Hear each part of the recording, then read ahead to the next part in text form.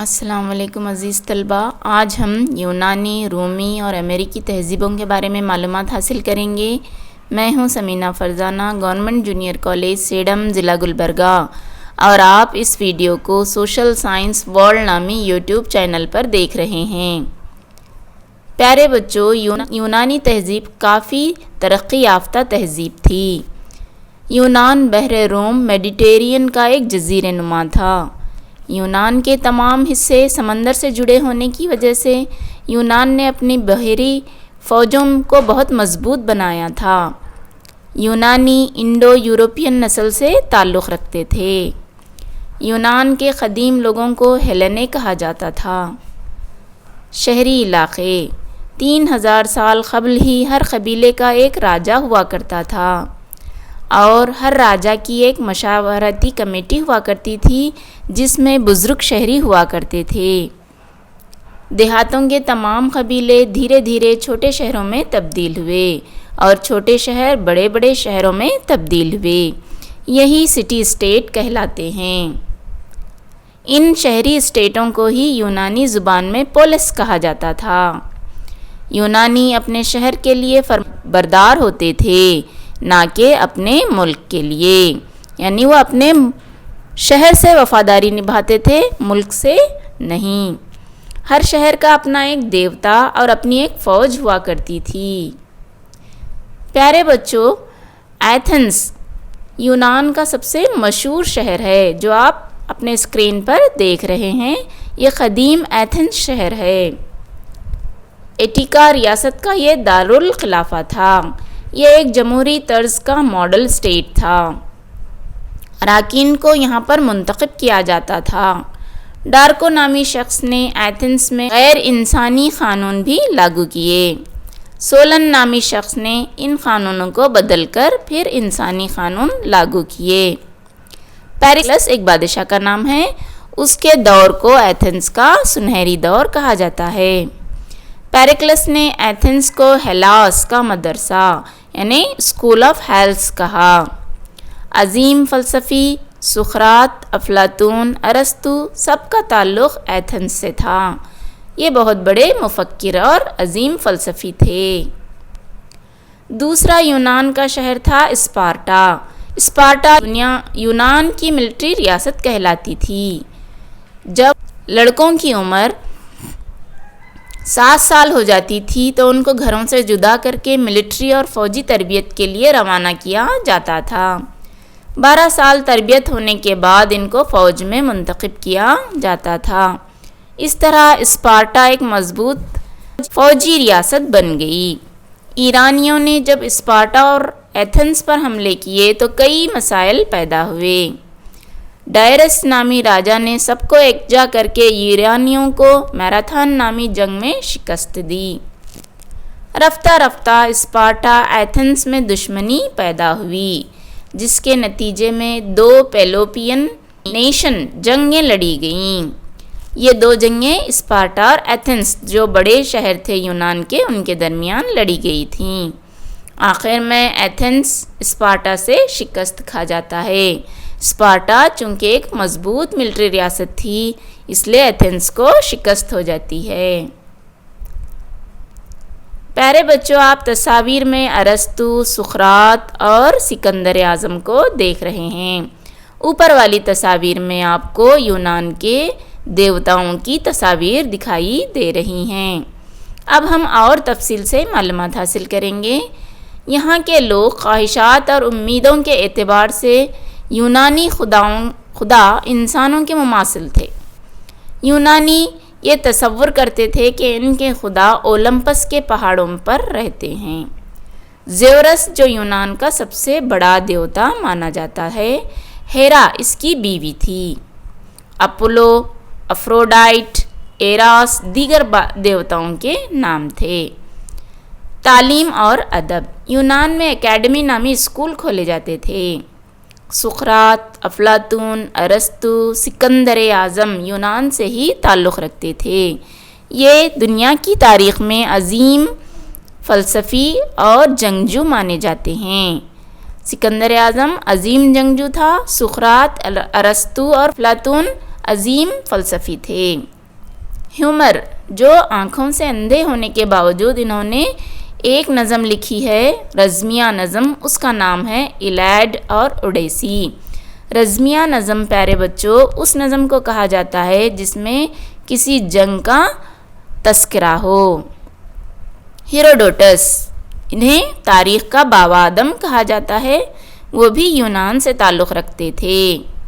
اشلیں، Sophocles, یوروپیاڈس یونان کے drama نگاروں کے نام ہیں۔ ساگورس کو آپ اسکرین پر دیکھ رہے ہیں۔ وہاں کے دور کا ادب اور فن کیسا تھا یہ معلوم کریں گے۔ وہ لوگ تار اور تانبے سے بنے موسیقی کے آلات، جسے لائر کہا جاتا تھا، استعمال کر کے موسیقی کیا کرتے تھے۔ اس کا مطلب ہے یونان کے لوگوں کو موسیقی سے کافی دلچسپی تھی۔ اگر ہم فن تعمیر دیکھیں گے تو سنگ تراشی اور مصوری میں پیریکلس نے سفید سنگ مرمر کا استعمال کر کے پیراتھین کا جو مندر تعمیر کیا ہے وہ قابل دید ہے۔ مائرون نامی سنگ تراش نے ڈسکس تھرو ایتھلیٹس کی سنگ تراشی کی جو ڈسکس بلز کے نام سے جانا جاتا ہے۔ سائنس میں یونانیوں کا بہت بڑا حصہ رہا ہے۔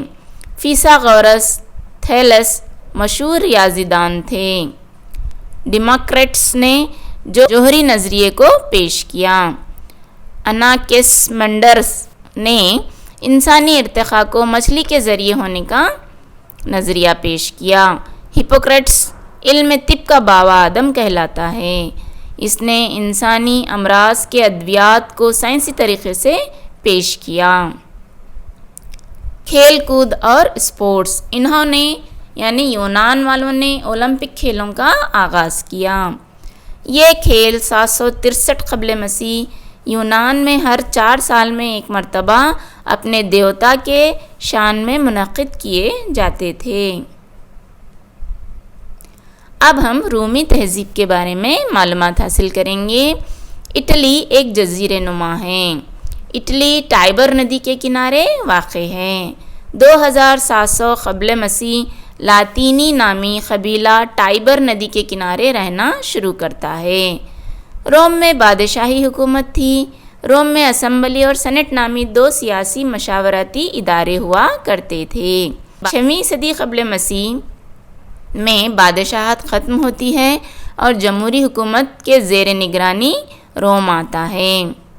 اسمبلی اور سینٹ ہی جنگوں میں فوج کے سربراہ ہوا کرتے تھے اور یہی قانون بناتے تھے اور عدالتیں بھی چلایا کرتے تھے۔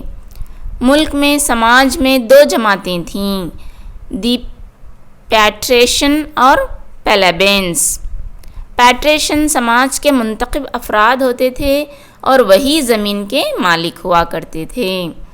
پیلیبینس عام لوگ، مزدور، کسان ہوا کرتے تھے۔ ان کے حقوق محدود ہوتے تھے اور پیلیبینس کو ہی ٹیکس دینا پڑتا تھا۔ پیلیبینس کے بارے میں کونسل اور سینٹ سے ہی فیصلے کو رد کرنے کا اقتدار ٹریبیون کو ہوتا تھا، یعنی پیلیبینس اگر کوئی فیصلہ کرتے تو کونسل اور سینٹ ان کے فیصلوں کو رد کرتے تھے، جیسے آج ہمارے UN میں ہوا کرتا ہے۔ ویٹو پاور جو ہے مستقل ممبروں کے پاس آج پایا جاتا ہے، مگر زمانے قدیم میں پلیبینس کے جو فیصلے ہوا کرتے تھے انہیں رد کرنے کا حق سینٹ اور کونسل کو ہوا کرتا تھا۔ اپنی سلطنت کو وسیع کرنے کی خواہش سے روم نے کئی جنگیں لڑی ہیں۔ ان جنگوں میں کارتھیج جنگیں، سسلی کے لیے 118 سال کی جنگ اہم ہیں۔ رومیوں نے یونان، مصر اور ایشیا کے علاقوں پر قبضہ کیا تھا۔ ان جنگوں سے روم نے بڑی دولت بٹوری اور ان کو ذخیرہ کرنے کا بھی اسے موقع حاصل ہوا۔ روم میں غلاموں کا نظام عام تھا۔ غلاموں کو کوئی شہری حقوق نہیں دیے جاتے تھے۔ غلاموں کو خریدا اور بیچا بھی جاتا تھا۔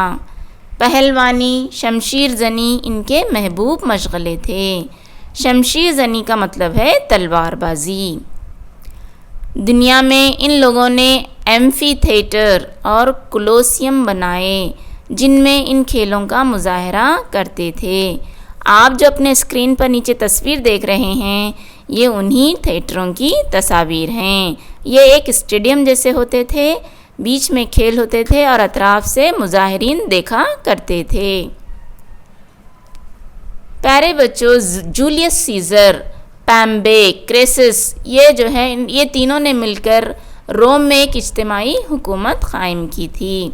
اس میں جولیس سیزر جو سب سے اہم تھا، اس نے انگلینڈ، فرانس اور مصر کی کلیوپاترا کو شکست دی تھی۔ پامبے نے شام اور ترکی فتح کیا تھا، مگر بعد میں جولیس سیزر نے پامبے کو قتل کر دیتا ہے اور خود روم کا آمر بن جاتا ہے۔ سیزر نے جولین کیلنڈر شروع کیا۔ جولیس سیزر کا بھی قتل ہو جاتا ہے۔ اگلا روم کا بادشاہ آگسٹس سیزر بنتا ہے۔ اس نے کئی اصلاحی کاررائیاں نمایاں انجام دی ہیں۔ اس نے روم کو اینٹوں کے شہر سے سفید سنگ مرمر کا شہر بنایا۔ آپ اسکرین پر جولیس سیزر کی مجسمے دیکھ رہے ہیں۔ پیارے بچوں، اب ہم امریکی تہذیبوں کے بارے میں معلومات حاصل کریں گے۔ براعظم امریکہ میں 3 تہذیبیں پروان چڑھی تھیں۔ وہ تہذیبیں ہیں مایا تہذیب، ایزٹک تہذیب اور انکا تہذیب۔ مایا تہذیب، مایا یہاں کے اصل لوگ تھے۔ ان کو انگلینڈ یا یورپ والے ریڈ انڈینز کہا کرتے تھے۔ دنیا میں جب مصری، چینی اور میسوپوٹیمیا کی تہذیب پروان چڑھ رہی تھی، اسی وقت مایا تہذیب امریکہ میں پروان چڑھ رہی تھی۔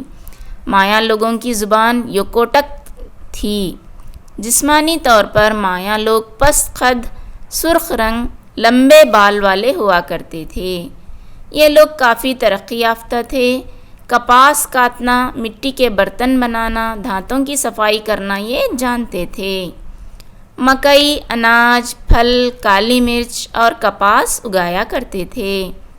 میکسیکو کے ساحلی علاقے میں کئی مجسمے شاید یہ بادشاہوں اور ان کے رہنماؤں کے رہے ہوں گے۔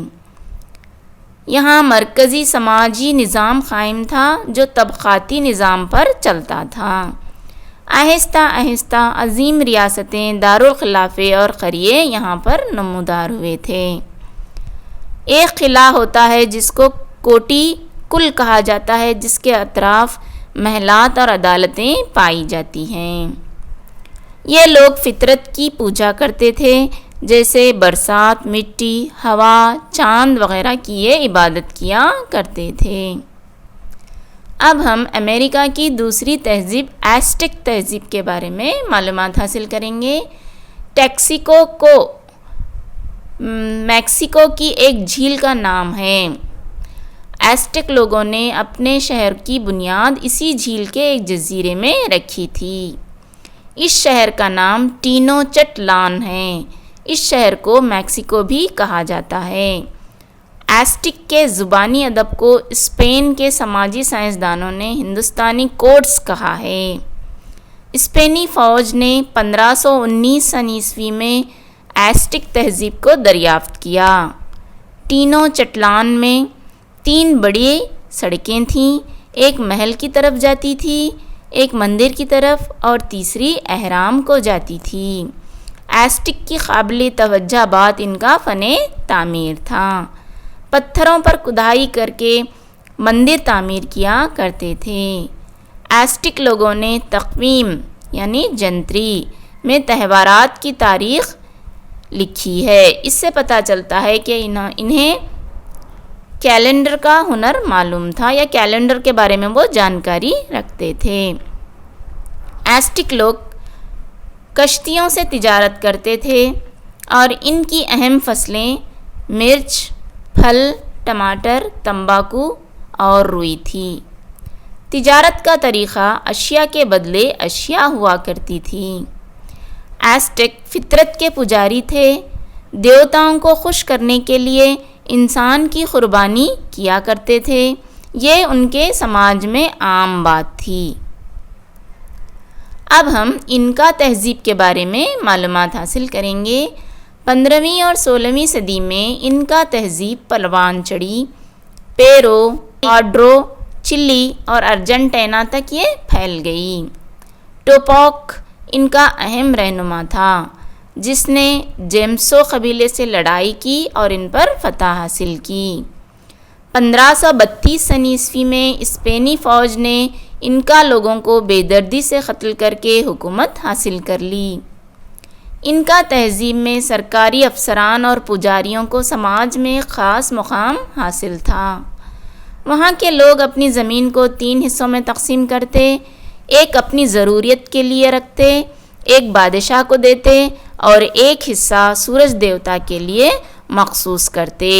یہ لوگ جو بھی فصلیں اگاتے اسے بھی 3 حصوں میں تقسیم کیا کرتے تھے۔ ساری ریاست میں اناج کے بڑے بڑے گودام بناتے تھے اور اناج کو ذخیرہ کرتے تھے۔ جب کبھی قدرتی آفات ہوتی اس وقت اس اناج کو استعمال کیا کرتے تھے۔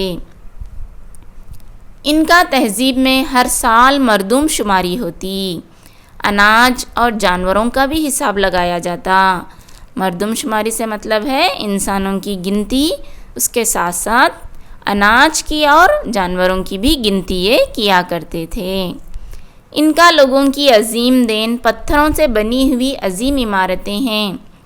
ٹوپوک کا قلعہ، ٹٹیکا جھیل، تعمیر کیا گیا محل اور چاند مندر اہم ہیں۔ نقشے میں آپ لوگ کہاں پر انکا تہذیب پھیلی تھی، کہاں مایا تہذیب پھیلی تھی آپ دیکھ سکتے ہیں۔ دوسری تصاویر میں اسپین کے لوگوں کا انکا پر حملہ دیکھ رہے ہیں، اور تیسری تصویر وہ آخری تصویر پہاڑ کے پاس ایک انکا بستی آپ اپنے اسکرین پر دیکھ رہے ہیں۔ انکاس نے برتن اور گھڑے، کپڑے بنانے کے لیے نئے طریقے ڈھونڈ نکالے تھے۔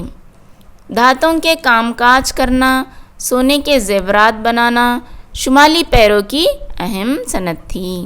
انکاس کا سب سے اہم دیوتا سورج تھا، اس کے علاوہ وہ چاند، ستارے، بجلی وغیرہ کی بھی عبادت کیا کرتے تھے۔ تو پیارے بچوں، آج کا سبق ہم یہیں ختم کرتے ہیں۔ امید کرتی ہوں کہ آپ نے اس کو سمجھ لیا ہوگا۔ اللہ حافظ، شکریہ، ہمیں اپنی دعاؤں میں یاد رکھیے گا۔